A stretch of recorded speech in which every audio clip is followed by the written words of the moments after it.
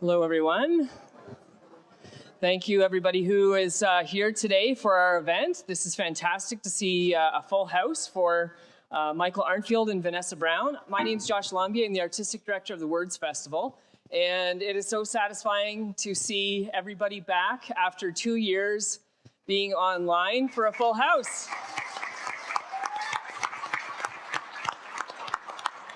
I would also like to welcome the 100 people who are on our stream right now. So there's 100 people viewing from home as well. And we are so pleased that we could welcome you to London from wherever you are. I think we asked where people are from. Somebody from Los Angeles is joining us. So this is a fantastic opportunity to bring people from all over. And of course, people from all over Canada. We love the fact that we can do an event like this and bring in people from all over. That's one of the silver linings of the pandemic.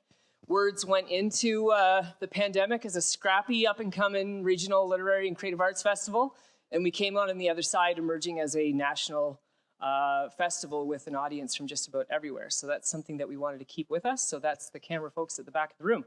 Okay, so I would like to welcome, and I'm going to turn things over in a second to Vanessa Brown, who has lived her entire life here in London, Ontario. Her previous books include The Grand Old Lady, A History of Hotel London, and London 150 Cultural Moments, which was honored by the Ontario Heritage Trust.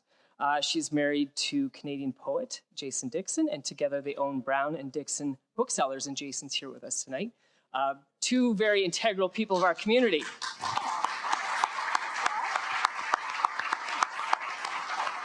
And of course, Vanessa's books are on sale tonight, as well as Michael's. So a note in advance too, at the end of the event, and I'll come back and remind everybody of this, we're gonna let Jason, I've got Jason on my mind, Michael and Vanessa to leave the room to go upstairs to get their books signed, and rather than having everybody come to the front of the room, and it'll be on the floor where the bookstore is, up at the second floor.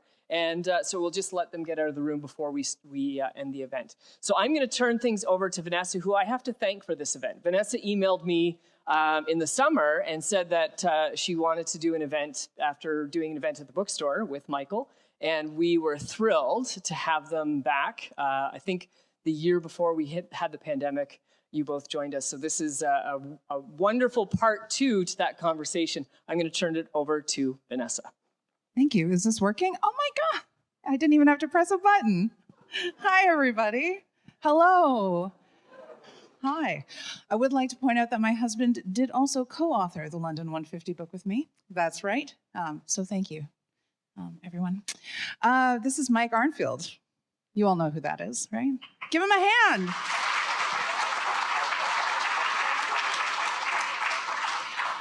So I didn't write like a professional introduction for you. Of course, I've read all your books. How many books do you have out now? 12. Oh, his mic's not working. Can we fix that? 12. He said 12. That's a lot of books.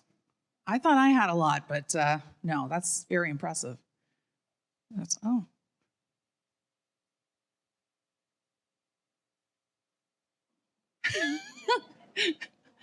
Okay, and we'll just keep going. All right, well, Mike's also a professor at Western and works with the Murder Accountability Project in the States. You may also remember his television show on Oxygen and a whole bunch of other things. You're sort of a star, a local celeb. So good work, Mike. Now, of course, I found out about you in 2015 when your book Murder City was published. And growing up in London, I became a bit of a local history nut in high school. I had a teacher, Winston Schell, who was a local publisher, poet, and folk singer. And he sent me over to the London Room to learn about London's art history. So I learned all about the regionalists and London in the 1960s, and that sent me down the rabbit hole for local history. It's interesting, the London regionalists, the 1960s, an amazing time for London's art and creativity. But then your book came out, and I found out it was also London's darkest period, where we had more serial killers per capita than any other place on record in, was it Ontario? Globally, actually. Oh, globally, So it's right. slightly larger than Ontario. And again, this is based on the available data. So most G7 nations have reliable mortality data by homicide. We're going to be getting into a little bit of that today because since then, what people I think thought they know about those trends, about those rates, is largely false, particularly in the U.S. And we don't know in Canada. I've got a whole section on this in my new book because StatsCan won't tell us. So, Yeah. citing privacy of offenders, privacy of the deceased. They get to decide in their annual reports, if you go to the StatsCan, what you should deem criminologically significant, not the criminologist. So handgun violence is up 12% in Saskatoon since last year. So take that at face value. Don't ask questions about what else is going on. Yikes. Well, this information, of course, is among lots of other factoids and basically an incredible thesis project that Mike has written in his latest book, How to Solve a Cold Case, which I got my hands on this summer. Did it come out this summer? June. Yep. June, yeah, and immediately read. And again, like all of his books, read it in about 2 days. Would have been one if I didn't have kids. So yeah, so that's what we're going to talk about here today, and of course in relationship to the London cases as well. So let's talk about that, Mike. Now, first of all, I want to ask you about true crime and genre. Now, you teach at Western, you teach crime writing, both fiction and nonfiction, right? True crime as its own, yeah. Yeah, so genre. you're a scholar, though, when it comes to crime fiction, horror fiction, gothic fiction. You've written about those as well. So can I ask you, how does your interest and what you've come to understand about the genre of fictional crime writing, how does that connect with your work in true crime? How does that influence you as a writer? Well, there's something I coined literary criminology, which is you can study crime through stats upon stats and case studies and the scholarship, which is all very valuable. But a lot of the same information can be found in a narrative form in both literary nonfiction and fiction. In one of my books, Gothic Forensics, I look at, for instance, most of the police technologies, forensic methodologies that we take for granted today were first conceptualized in works of 19th century fiction. Fingerprinting, handwriting analysis, suspectology, victimology, these were all conceptualized as fictional constructs and then eventually get picked up into the real world, not unlike the way science fiction influences things like the US space program, clearly.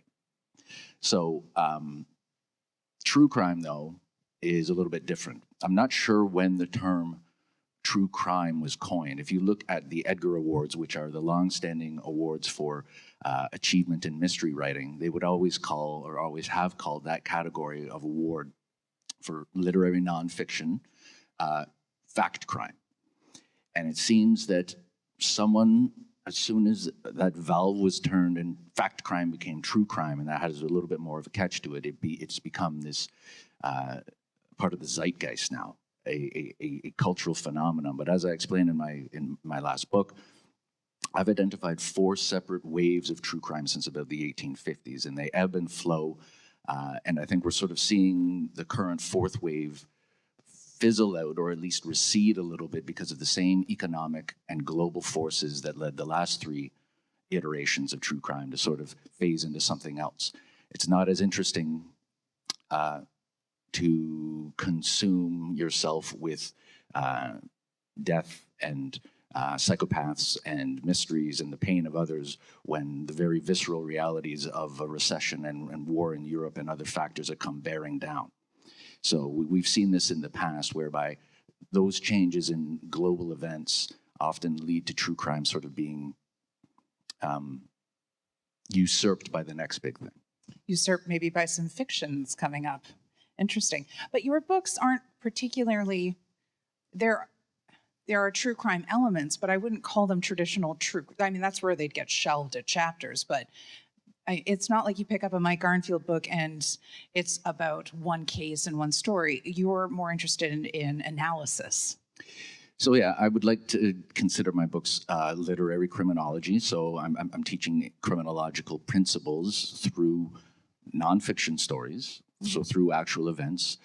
There's a little bit, again, of social history in these books, but I guess they're best explained or characterized as what I would call didactic criminology. So a didactic narrative is any story that subtly imparts some kind of factual or moral lesson. So as you're reading these sordid stories, I'm actually telling you or explaining subtly, there's no such thing as actually a burglary gone wrong. And people, teens who break into a residential home to steal liquor and a Xbox, when the occupant comes home, don't savagely murder and mutilate them. So that whole theory makes absolutely no sense and never has. So let's move away from that. So I tell the story of the crime and then explain why everything you think you thought you knew about that is bunk. That's really interesting. I noticed when I was reading your book that you do explore specific stories, and I know you're particularly fond in your book and on your podcast, Suspect Zero, as well, of highlighting stories that don't get as much attention in the broader media. And so in the experience of reading it, I'm learning about those stories, but you really are tackling a greater issue at hand. I'm just going to refer to my notes. When you talk about cold cases, can you tell us what defines a cold case in regards to your research? So a lot of people ask that. The term cold case actually has no legal or forensic standing. It's largely a media conceptualization, and it has a good ring to it. But it's essentially an unresolved case. So think about cold is unresolved. And the definition used by most homicide scholars is, the consensus is that you really only need 3 criteria. Number one, the case has not seen an active material change, so an update to the investigative chronology, a new interview, etc., in 12 months. Number 2, the investigator originally assigned to the case is no longer attached to it by dint of retirement, death, transfer to another unit, etc. So there's a loss of institutional continuity.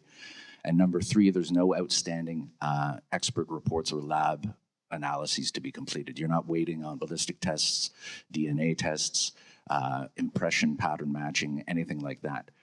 So you can see, using that very simple criteria, a case can be cold in 13 months by definition.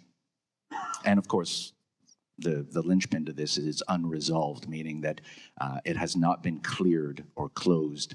And by clearing a case, that means the police service delivers essentially a finding, not only internally, but to the federal government that is supposed to keep track of this stuff. And so the Government Statistics Canada, the Canadian Centre for Justice Statistics, will recognize there was an incident, say a homicide incident in London on such and such a date, and it is either uncleared at the time that that information is sent to them, or it's been cleared. And you can clear by charge, which is what usually happens, or you can clear by other means, which has become important in Canada recently in terms of some cold cases. I'm thinking specifically of Christine Jessup, where Calvin Hoover was identified as her actual murderer, not Guy Paul Morin, obviously, which Canadians, I think, have agreed upon for years, and certainly the courts did. But that case is cleared by other means, and the other mean is that he's deceased, so he can't get his day in court. But that is officially now resolved. So that someone throws a switch, essentially, and both at the Toronto Police Service that now has that case, and at StatsCan, it goes from uncleared to cleared.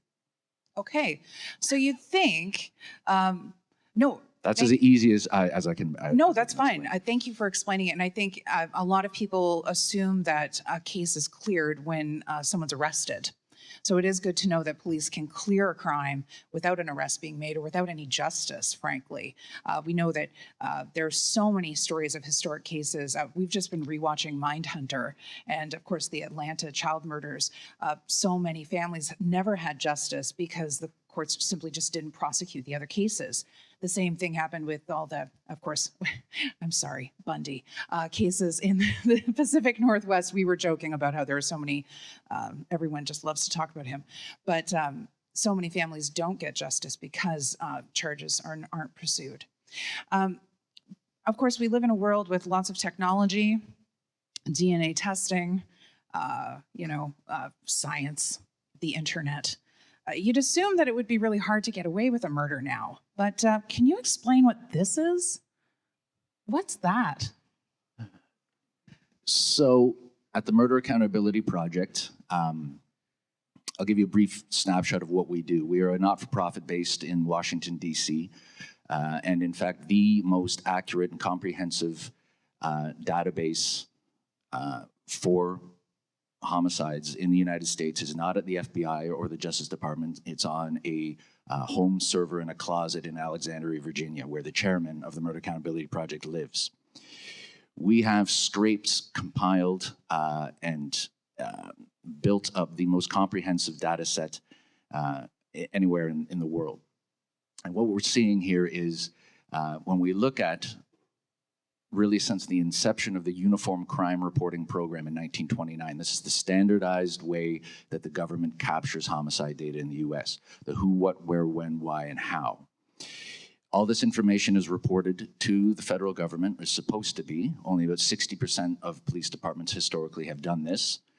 So we've gone and found the other 40% who are non-compliant, and we get their information directly and we add it all up. And what we see is there are more, well, you can see for yourself. The clearance rate, the solved rate, has been declining precipitously since the program came into effect. In 2020, which you see on the far right bottom side of the graph, marked the lowest point in history. Nationally speaking in the US, whether a murder is solved or not, or goes cold, is a coin toss, 1 in 2. In some cities, as much as 80% of homicides are going uncleared. So this isn't an arrest being made, someone prosecuted, the charges being dropped, the person being acquitted. 1 in 2 cases nationally, no suspect ever identified by the time this occurrence is reported to the Justice Department, which is usually around 72 hours. And in some cities, even worse than that, where 3 in 10 murderers will be caught, the rest are free to keep doing what they're doing. So there's a lot of ways to interpret this. Can I ask you, before we interpret this, this is American data. Yeah. So why don't we have Canadian data? And what would your guess on that Canadian data be? Well, based on what StatsCan will tell us, 2020 also marked the lowest in Canadian history. We're not at 50%, but rather than, it's typically around 74, 75%, it was around 65%. So that's not an insignificant drop. And we have far fewer homicides per capita than in the United States. So despite the fact we only have a fraction of the US murder problem, we fare marginally better in solving them, nationally speaking. And we don't have one of these in Canada. I got a grant several years ago to build a Murder Accountability Project Canada. With partnership with Murder Accountability in the US, and the required data, the granular data, the who, what, where, when, why, how type of information with the names removed, just date of death, cause of death, age of victim, weapon used, suspected motive, privacy. Can't give you that. You can't be making that publicly known. You can't publish this about what's happened in Canada. Because it's horrifying, right? I mean, we're all sitting here thinking that's horrifying. How can we live in a world with all of this science, all this technology, all of these tools to solve crimes, and we're not even solving half of them? Well, there's that, and yeah, but you can use privacy as an all-encompassing cudgel, basically, to ward off anyone who may be willing to make you look bad. We're not trying to make anybody look bad. This is completely neutral, unvarnished data, just that people can interpret the way they want. Yeah, here's another chart from the Murder Accountability Project. That's the opposite, right? Showing us the failure to clear homicides. So I wanted to ask you, these are some numbers. I don't know about you, but I'm not a numbers person. I don't do the taxes in our family. If you hand me a contract, I'm very likely to sign it without reading it because my eyes just glaze right over. Don't take advantage of that, please. So when I see numbers like this, okay, don't get confused. Let's start from the beginning. Mike, can you tell me, what are the missing murdered or the missing? Can you tell me what those terms mean? So missing murders. So I'll give you an example. There's a term in criminology called the dark figure of crime, and it suggests that 2/3 of crime remains dark to law enforcement and statisticians. It's never reported. Like an iceberg, you only see the tip of the problem. 2/3 of it is below the surface. And you can think of reasons why that might make sense. You come out in the morning and you don't park your car in the garage, and some punk kid has rummaged through your car and taken your sunglasses and change. You're going to call the London Police Service to report this? Is that worth your while? Or are you going to remember to lock your car next time? Technically, a crime has occurred: theft, mischief, probably trespassing by night if it's parked in a residential laneway. So 3 crimes have occurred. They are never reported. They never become known. So that's one person. If 10 people on that street have the same interaction, that's now 30 crimes going unreported. You can start to see how this becomes significant. This is one street in one city in one province. Nationally speaking, how much crime is being lost to indifference, frustration, a lack of trust, but that's a car break-in. You would think it would be very difficult to not report or make a murder disappear, or for a murder to become not known to law enforcement or the government. And we see from a study that we did, again, based on the fact that we have the richest data at the Murder Accountability Project, we came up with an idea. We thought, and I'll get into how this became a thing in Ontario after this. We know that there's a lot of, because we see this happening with serial killers. I'll go back to a case from Murder City. Russell Johnson, the bedroom strangler, his first 2 victims were misclassified as accidental deaths, despite the fact he had vaulted the exteriors of their buildings, climbed in their balcony windows, strangled them, posed their bodies, spooned with the corpses, and then deep cleaned their apartments. None of this was apparently known to anybody, but by sheer coincidence, both victims were on some same obscure medication that can lead to positional asphyxia when you're asleep. So that's what they thought happened. So that's one killer in one case in one city, and you had 2 murders be misclassified, so they went missing. Murders that went missing, those are missing murders. So we thought, let's look at annual data in the United States. Every murder reported as a homicide by police departments to the FBI. And again, I told you it's voluntary. But we've gone around and plugged all the holes and found all the departments, mostly in Kentucky and Ohio, that just refuse to provide data to the federal government. So we have those and we lump them all together. So we have a certain set of numbers. So for instance, you see here in 2018, through the Uniform Crime Reporting System, various police services reported 15,877 murders to the federal government. But there's another government agency now that everybody knows because of the pandemic, the Centers for Disease Control in Atlanta, the CDC. Every death in America is reported to the CDC that maintains strict trends on, or strict statistics on mortality data. And one of the boxes ticked on death certificates is homicide. So consistently every year we see the CDC physicians are identifying about 2,500 more people murdered or whose cause of death is homicide than are being recognized by police as homicides, and the records never get married up. So there are thousands of people who are murdered every year, and it's not identified as a murder. There's suspects walking around, and they're not suspects in any crime because that crime has never, a report has never been made for that homicide. Now, of course, this intersects with racism. So there is a section in your book where you give an example of one geographic area in the United States where the indigenous population, it was something like 80% of the murders were misclassified.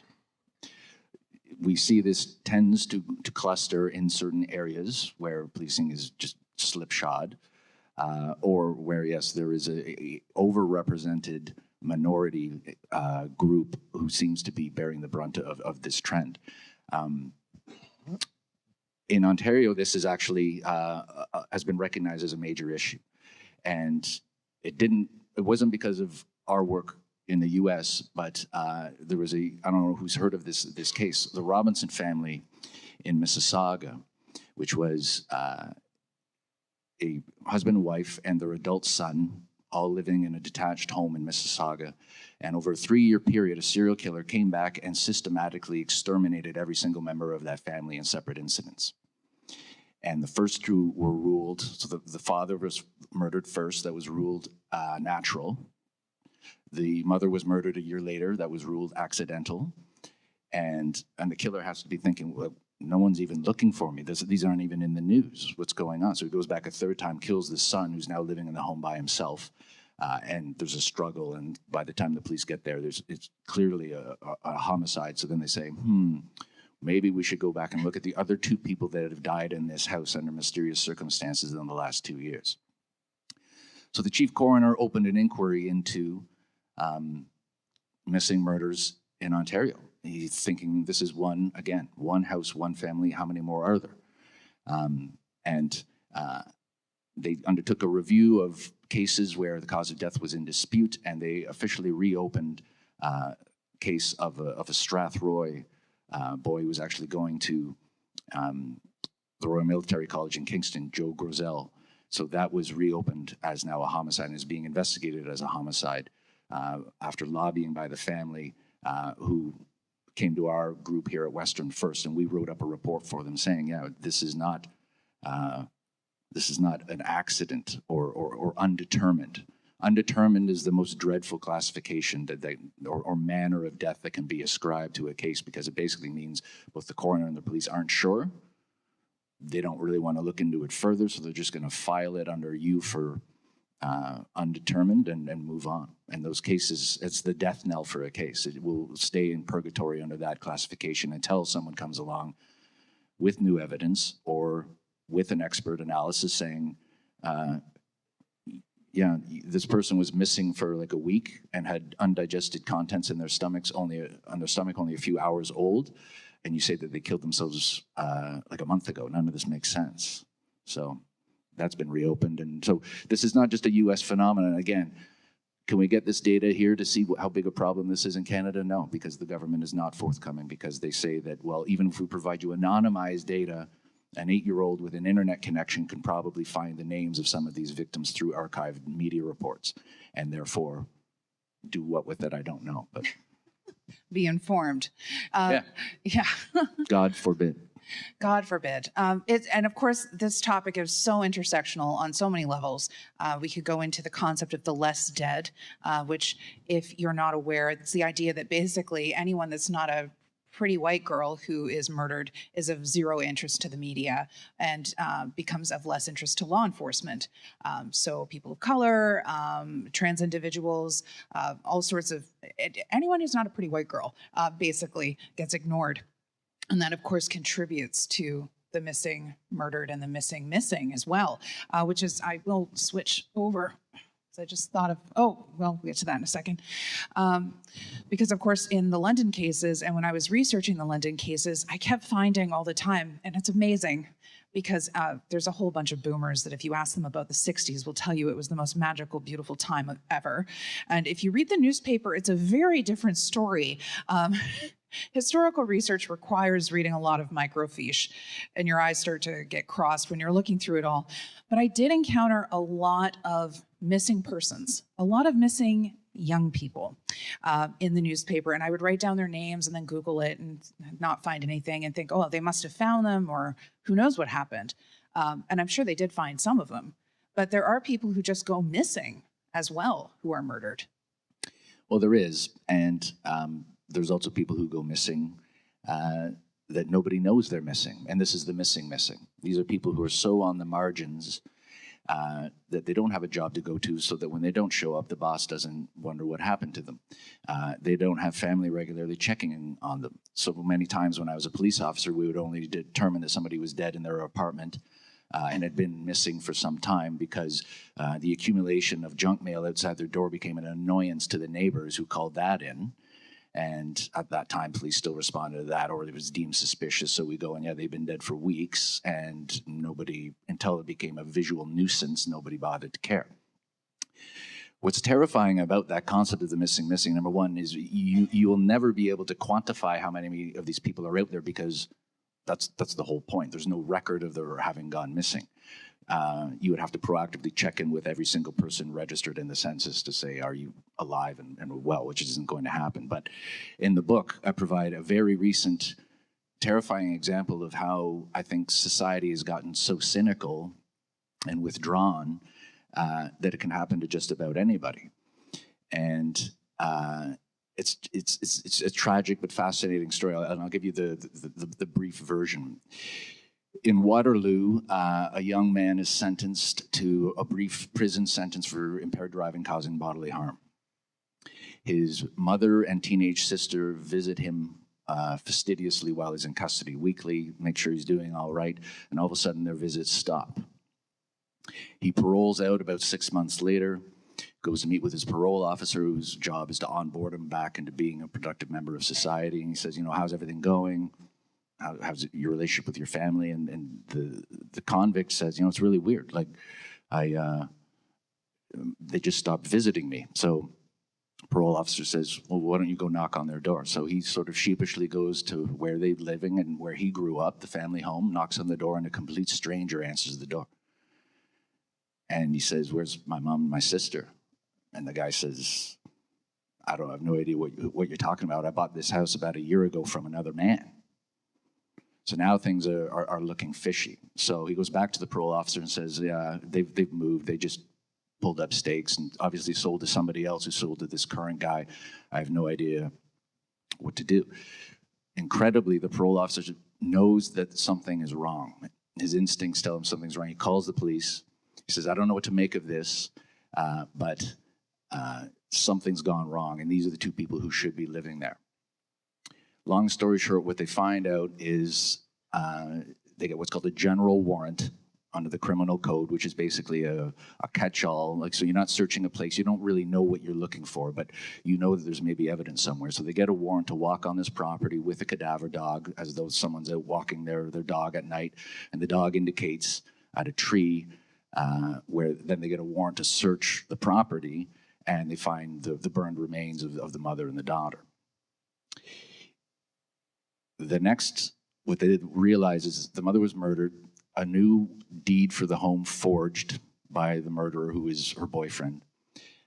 He then sold the home to the new occupant and moved out west.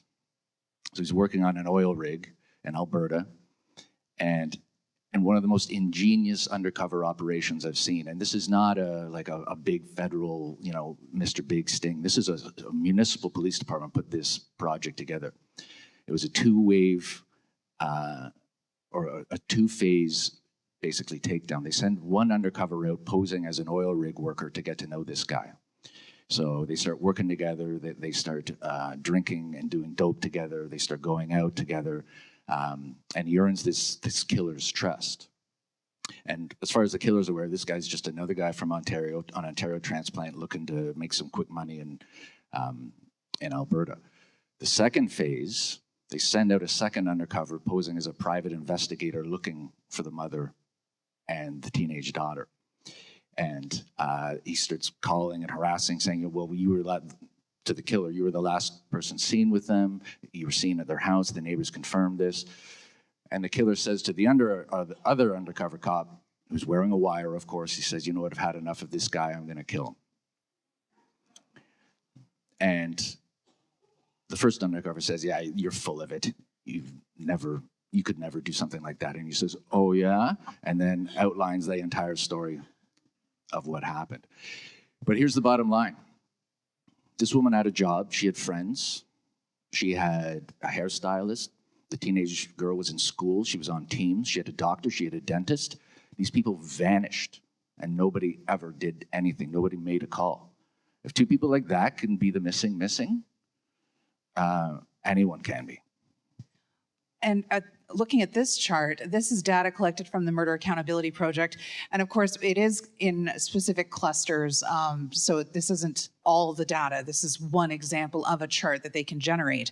But these are all uncleared cases in clusters that have similarities in MO or signature or probably more advanced terminology that actual criminologists use. But for each individual story, like the one you're telling us, these are clusters. Now, that's scary. People see this here, okay? And I think you can probably guess when there's a circle and it has colors, those might be connected. I think we can figure that out. So In your book, you talk about how bad the problem is with cold cases, how bad the problem is that there are so many of them not being solved. Of course, we have our own here in London, but they are everywhere. And then you talk about why this is a problem. And I want to ask you, when someone commits a murder and they get away with it, how much more likely are they to reoffend? Well, it depends on the nature of the murder. I mean, there's some very good research, and this is why, by the way, the Toronto Police released the name and photo of Calvin Hoover, even though he's long since dead, as the killer of Christine Jessup. Number one, as a public service, and number two, knowing full well there will be other victims out there for related crimes that they can probably now clear, that they've got a name and a face to go with. There's some excellent research, Canadian research, from a criminologist at SFU, who has obtained unrivaled access to the federal penitentiary inmate population here in Canada, and has done a number of psychometric tests with them, and has basically said, in this peer-reviewed research, that child sex offenders have the highest recidivism or repeat offending rate of any known offender. Child sexual murderers, even more so, approximately 7 to 8 times the reoffending rate of other violent criminals. So absolutely, when you see a case such as the Jessup case, or so many of these London cases, there will be others where there is one. There's no question. And just to be clear, what we're looking at here at Murder Accountability, and you can go to this site, it's publicly searchable at murderdata.org, and you can put in certain criteria, and it will scan our database of about 1 million murders, and you'll get these clusters that pop up. So I'm not sure what input parameters that you submitted to get this particular pattern. It was Google Images. Oh, okay. Well, in the book, I have the full one, which is about, and both coasts light up, there's about 2,500 clusters in the U.S. The most notable being in Atlanta, Georgia, suburban Maryland, Prince George County, Maryland, and then along the Chicago and the Northeast Seaboard. So what you're seeing here is every time there's a dot or yeah, we'll call it a dot, I guess. Those are 2 or more cases believed to be connected based on our software. So an algorithm we have crawls these 1 million murders every day and finds these patterns. When you see these pie graphs like that, you're looking at multiple patterns or clusters in the same county. So you've got multiple offenders operating concurrently. The most compelling one of these right now is a set of 51 strangulations in Chicago since 2000. All almost identical MO in every case, unknown to police until our software picked it up, because they're just far enough in space and time and in different precincts that nobody ever connected the dots until our software did. So there's now an FBI task force in Chicago to look into our cluster, and it's the basis for the speaking of true crime, but tasteful, upmarket true crime. The true crime series, The Hunt for the Chicago Strangler on Investigation Discovery. It's a 4-part limited series where I'm one of the experts. You can probably get it on demand, but this is the most recent deep dive into this case, which the conventional media is not following up on. So a civilian body found this information? Absolutely. Like I said, the most important homicide database is on a home server in a closet in Alexandria, Virginia. It's interesting. The law is conservative and slow to change for a reason, right? We don't want our laws to be constantly changing and shifting around. But it does take, it seems to me, an absurdly long time for what's considered now established science to find its way into law enforcement, to become practice. Now, you're part of, and you've done this in London. We know you have had you have your cold case squad at Western.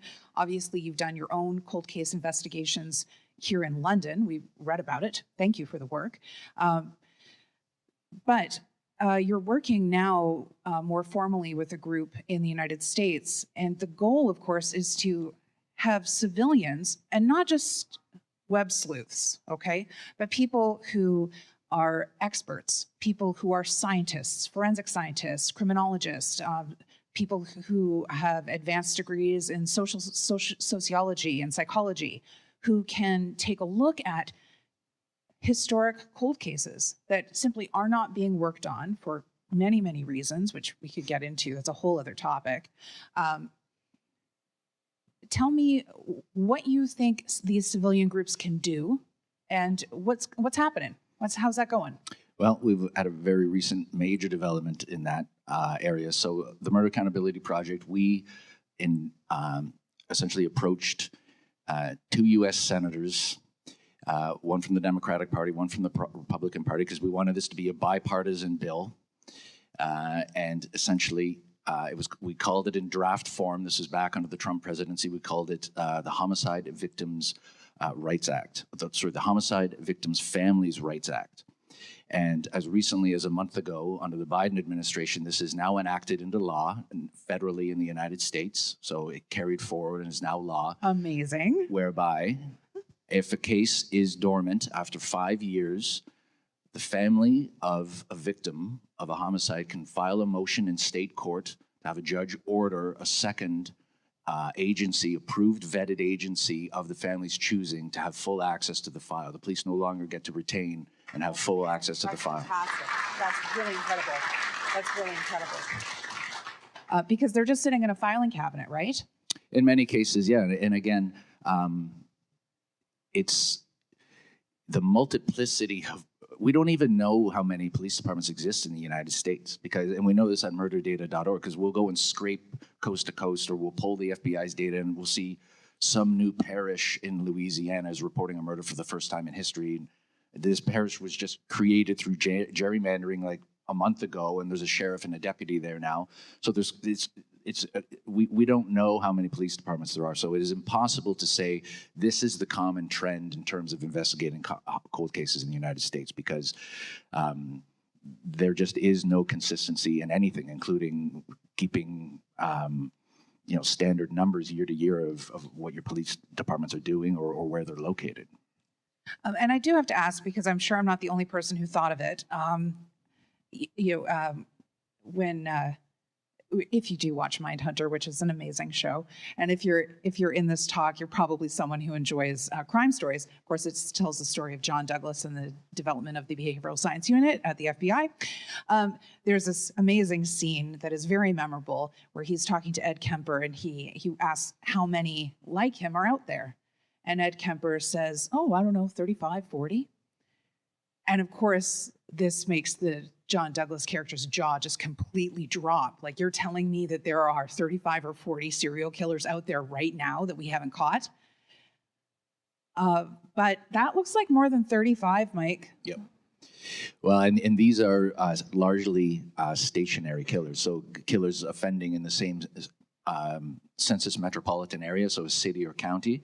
This does not include the 450 or so profiles that the FBI has on its Highway Serial Killing Initiative database, which is multi-jurisdictional, multi-state killers. So you add it all up, and it's probably around 2,500 to 3,000 active currently.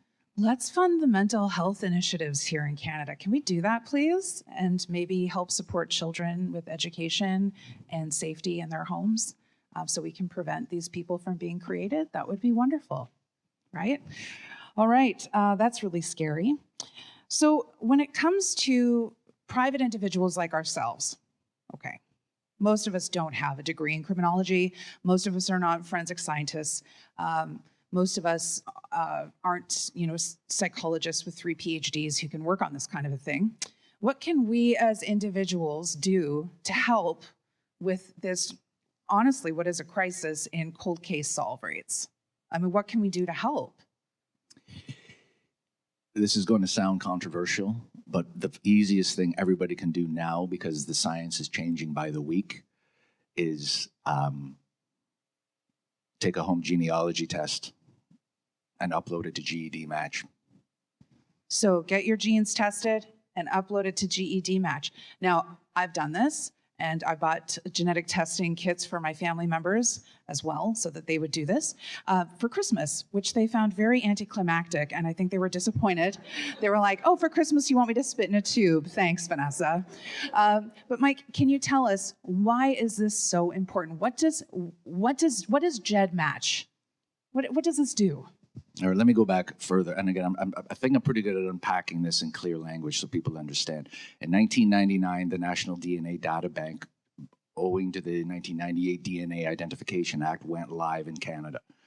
And what this is a massive data bank that compares DNA recovered from crime scenes, so bodily fluids, hair, etc., to convicted offenders, people who have been processed into the system and upon conviction have had their DNA taken and put into that data bank.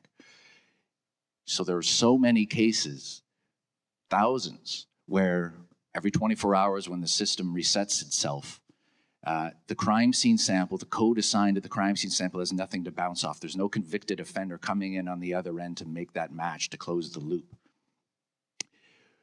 This is now what they're calling legacy DNA technology, because as well as that system worked for so many years, and I relied on it heavily as a police officer, particularly in certain types of crimes, where you get multi-scene matches to offenders who just were arrested and processed in yesterday, and we've already linked them to, say, 7 or 8 scenes. What we're seeing is there's all kinds of reasons why an offender may never end up in the what we call convicted offender index, or that side of the data bank. Again, dying off, moving to outside of North America. So CODIS, the Combined DNA Index System, which is basically the operating system that runs this data bank, is a US-Canadian initiative. Again, incarcerated, they missed their window when this legislation sort of came into effect, and maybe were serving time in the late 90s, processed out in the mid-2000s, and haven't offended since, but were perhaps prolific offenders before they were, including murderers or sexual murderers before they were arrested. There's all kinds of explanations, which is why then now familial DNA, or forensic genealogy, what they're now calling genomics for short, this is the sort of branded term, is changing everything. So people know about this, that this was used to solve the Golden State Killer case most famously, and this is really what allowed it to pick up speed. It's what allowed Toronto police, after the murder of Christine Jessup was ordered into their custody from the Durham Regional Police, who screwed it up. It was used by them to identify Calvin Hoover. So one case is solved with a deceased offender, one case is solved with a live offender, D'Angelo, who was properly arrested and charged and pled guilty.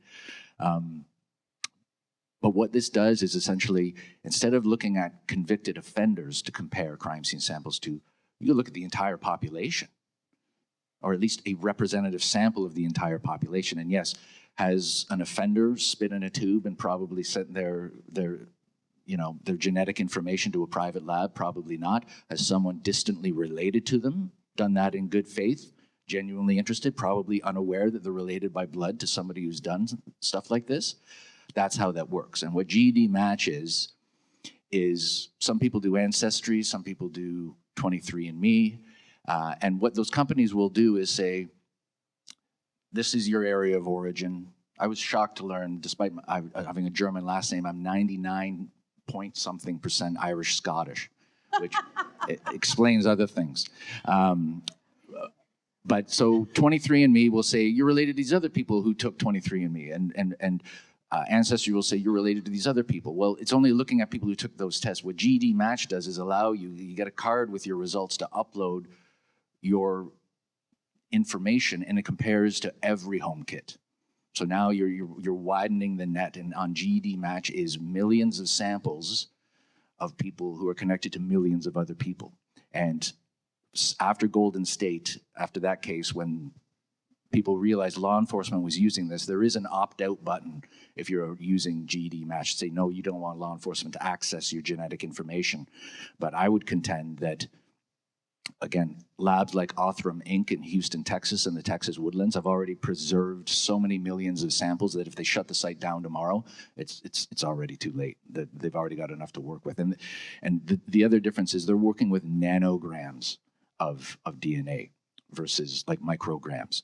You bump up against somebody in passing, so like that would be enough for them to test and link you through your family tree to a crime. They don't need pools of bodily fluids. They don't need, again, the types of large, robust samples required for CODIS to make a match. So this is where I want to bring us, and I notice we're going over time, and I apologize, everybody. If Josh will let me, I'll still take questions, but I just want to wrap up with our London cases, of course. We know that there was some DNA testing done in the year 2000. Of course, communication with law enforcement is pretty slim for anyone who's not in a uniform, so who knows what they've been doing. But a lot of these cases have DNA. Not all of them do. And of course, these are the London victims that I wrote about in Forest City Killer, and these are our unsolved cases. So we have Donna Alcock. Oh, George is solved. I put her in there as a pretty strong hint as to who I think did most of these. Bruce Stapleton, Jackie Dunleavy, Scott Leishman, Helga Beer, Soraya O'Connell, Linda White, Jackie English, and Frankie Jensen, of course. So these are all unsolved cases from London in the 1960s. How reliable is the DNA testing that would have been done in the year 2000? Should it be done again? It would be reasonably reliable, and certainly there was convictions rendered on the basis of how reliable it was. The difference being, again, that you needed sizable samples. And I will say this, London police showed tremendous foresight in preserving physical evidence back to the 50s, thinking maybe one day this would all be useful. I mean, in CODIS, again, the Combined DNA Index System, the conventional police DNA data bank, I mean, I believe, as far as I can tell, the oldest crime scene sample still being tested daily when the system resets itself is from 1956, the murder of Susan Cadeau here in London on York Street. So someone in 1956 had the presence of mind to preserve her clothing, and it's been preserved since then, all the way to 98, when they started going through and finding exhibits that would be suitable for upload to the data bank. So it's worked consistently, it's worked well, it's had its technical limitations, but again, it's a product of government groupthink. This is not a renegade cowboy molecular scientist with a PhD, like who runs Othram Inc. and has all these trade secrets and patented secret methods that they're using to I mean, if you follow them on social media, they solve a cold case and identify probably 3 unidentified sets of human remains a week. They solve probably 3 to 5 cases a week. Wow. Okay. So all these, I'm looking at these right now, 3 of these could be solved within a week at Othram. It's strictly a matter of resources and of the willingness of police. And as far as I know, in Canada, departments tend to use a competing lab known as Parabon Nanolabs. Most recently with some controversy in Edmonton, because what it does is reverse engineers what the person probably looked like. So it creates a computer-generated composite, which obviously is fraught with issues. We don't know how they wore their hair. We don't know if they lost an eye. We don't know if they have a tattoo on their face. We don't know any of that. But that, for about $4,000, will give you the bloodline, the country of origin for the family, and what they likely looked like. Othram is a little bit more, but again, I think it's money well spent. And to date, the Toronto Police Service is the only Canadian police service I know that has used Othram versus Parabon. So about how much would it cost, say, to have the Jackie English or the Donna Alcock DNA sample processed for familial genealogy? At Othram, it depends. They have 3 separate processes that can be applied depending on the degradation of the sample, depending on the age of the case, and again, depending on, I think, cost and what the budget is. But if we're using Parabon's $4,000, $4,500 baseline to get the process started, I would say if you double it, that would be within range. So, I mean, is that outrageous for considering how resources in other areas are used? So, and that's in American dollars, right? US dollars. Okay, so like what, $15,000 Canadian? Give or take. Okay, so I think we could raise that. Other than, it's not just a matter of the money, it's a matter of the police service has to allow Othram access to the CODIS sample. And this is where the red tape comes in. But again, I think you were going to see other cases solved in Toronto in the next 12 months using this system, and then police services are competitive. If somebody else is doing this and eating their lunch, they're going to want to get on board before it's too late. So hopefully this sets, I think, a new benchmark. Wow. Well, Mike, I mean, here in London, we have our own examples of how destructive it is for a community to have unsolved cold cases. Of course, whoever perpetrated these crimes went on to commit more crimes outside of the London area. So I want to wrap up just by saying that your book is fantastic. I hope everyone buys it and reads it because it really is good. Talking about these issues, there are stories of true crimes in there for you to, indulge your morbid fascination. But really, we are talking about a large issue that affects so many different aspects of our Canadian society. And we really do need to see a change. So thank you for the work that you do, Mike, and thank you for the book you've written. Thank you. Thanks very much. Are you going to do questions? Okay. What we're going to do is, if you do have questions you want to ask, please come up to us in the line. We're happy to talk to you. But I think out of respect for the festival, we'll stop here. Yeah? Sure. How about 3? Absolutely. Okay, so we're going to have 3 questions. Okay, so first hand that went up is at the back, and I think is a festival volunteer. Just shout it.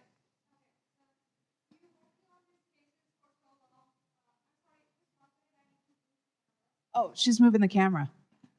This is the trouble with, getting a question from a volunteer. They actually have to do work at the festival, too.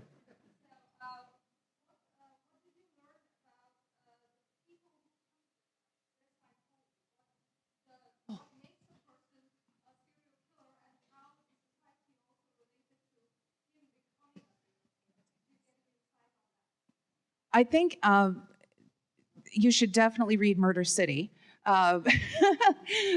Okay, so the question was, how do you know, what did you learn about serial killers? Who are they?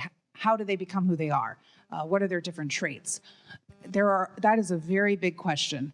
We could definitely speak another hour about, but what I'd like to do is refer you to Murder City, which discusses a lot of paraphilias and profiling topics. You'd also, if you want to get serious about it, Sexual Homicide by Robert Ressler, Ann Burgess, and John Douglas is a fantastic place to start. But essentially, we need to take care of our children, I'd say, is the number one thing, and make sure they have a safe place, that their mental health issues are addressed, and that they aren't traumatized as kids. I'd say that's the number one thing we need to do. Next question. There's one behind you, sorry. Yes.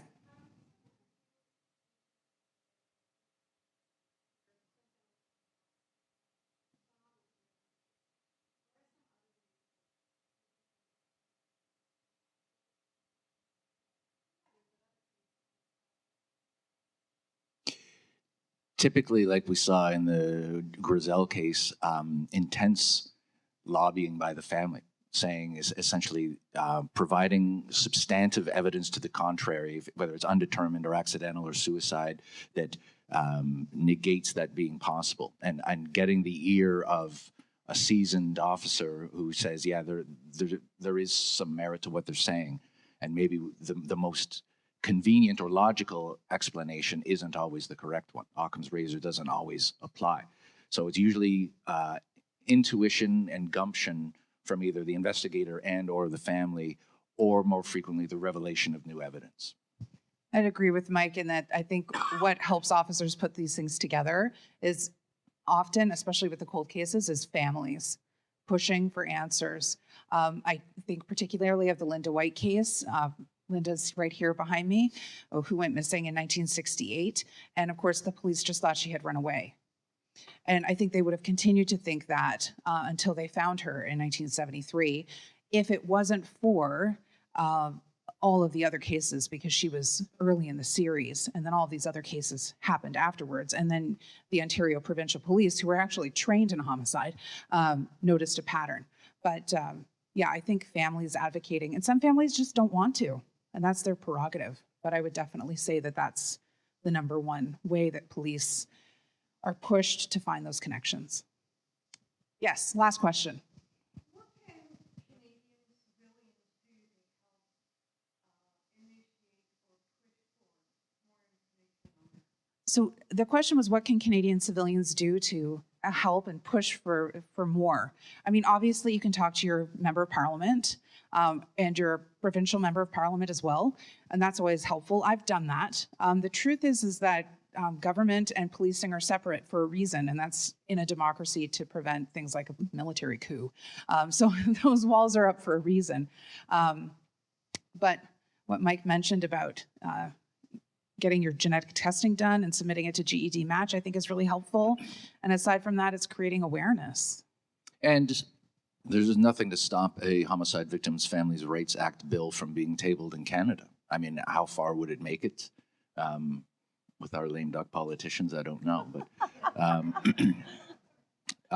all that starts with a phone call to in Canada with the three main parties, MPs on all three sides of the aisle, and see if you can get a bipartisan agreement on that. You're looking at two people who have gone down these rabbit holes, and I mean, we do stuff that we don't share, and there are meetings that happen that the public doesn't find out about, and there's a really high burnout rate with people who work on cold cases because it becomes incredibly frustrating. I see fellow sleuths here in this room, some who have been working on London's cold cases for 15, 20 years. So not everyone has the fortitude. So if you're someone who is enthusiastic and feels like you have the energy, take something on like that, There's work that you can look up what they're doing in the States and see what can I do to make that happen here. And the truth is, if anyone wants change, they just have to do it. So, all right. So we're going to head out before you. And, here's Josh. He'll tell you what to do. I don't have to tell you anymore. Yeah, well, first of all, before that, as Michael and Vanessa go upstairs to the second floor, right across from where the bookstore is, and you can buy a book and get it signed if you'd like, or talk to the authors in the line. I would like to thank both of them for such a wonderful afternoon conversation, and thank you all for coming.